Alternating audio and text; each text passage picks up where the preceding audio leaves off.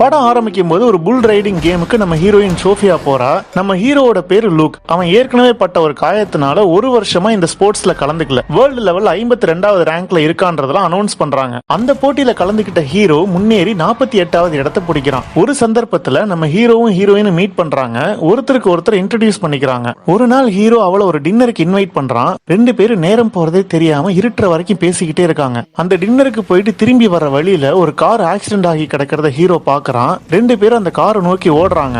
அங்க ஒரு பெரியவர் நெத்தியில காயத்தோட அரை மயக்கத்துல இருக்கிறாரு. அவர் பேசுறது இவங்களுக்கு புரியவே இல்ல. ஹீரோ அவரை தூக்கிட்டு தன்னோட காருக்கு போகும்போது அவர் பாக்ஸ் சொல்ல ஹீரோயின் போய் அவரோட கார்ல பாக்குறா. அங்க பின் சீட்ல ஒரு பாக்ஸ் இருக்கு, அதை எடுத்துக்கிறா. அடுத்து அவர் ஒரு ஹாஸ்பிட்டல்ல சேர்க்கிறாங்க.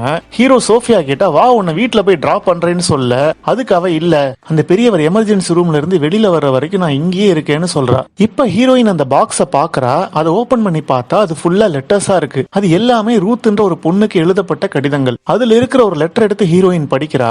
அது ஏப்ரல் 10th 1940 எழுதப்பட்ட கடிதம். அதுல டியர் ரூத், இன்னைக்குதான் நீ முதல்ல என்னோட அப்பாவோட கடைக்கு வந்தேன்னு அந்த லெட்டர் ஆரம்பிக்குது. இப்ப அந்த பெரியவரோட யங் லைஃப காட்டுறாங்க.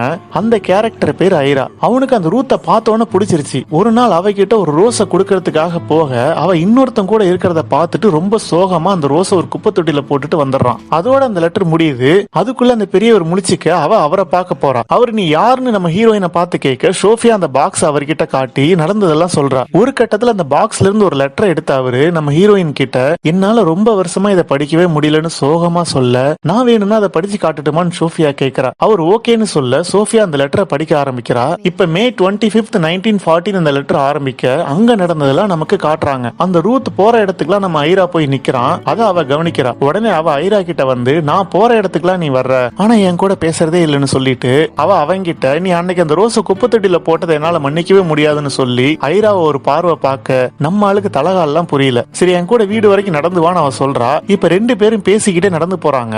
அவளோட வீடு வந்தோடனே நம்ம ஐரா அவகிட்ட வெளியில போலாமான்னு கேக்குறான். வெயிட் பண்ணு நான் வரேன்னு சொல்லிட்டு அவ உள்ள போறா. அதோட அந்த லெட்டர் முடியுது. உடனே நம்ம ஹீரோயின் சோஃபியா ரொம்ப ஆர்வமா நான் அடுத்த லெட்டர் படிக்கட்டுமான்னு கேட்க அதுக்கு அவரு உன்னால இங்க திரும்ப வர முடியுமான்னு கேக்குறாரு. அவ சரின்னு சொல்றா. அடுத்து நம்ம ஹீரோ அவனோட கார்ல ஒரு போட்டோ கிடக்க அதை எடுத்து பாக்குறான். ஆனா அந்த போட்டோல யார் இருக்கா நமக்கு காட்டவே இல்லை. அடுத்து ஹாஸ்பிட்டல்ல நம்ம சோஃபியா அடுத்த லெட்டர் படிக்க ஆரம்பிக்க அதுல ஜூலை 12th 1941 போட்டிருக்கு. அங்க என்ன நடந்துச்சுன்னு நமக்கு காட்ட ஆரம்பிக்கிறாங்க.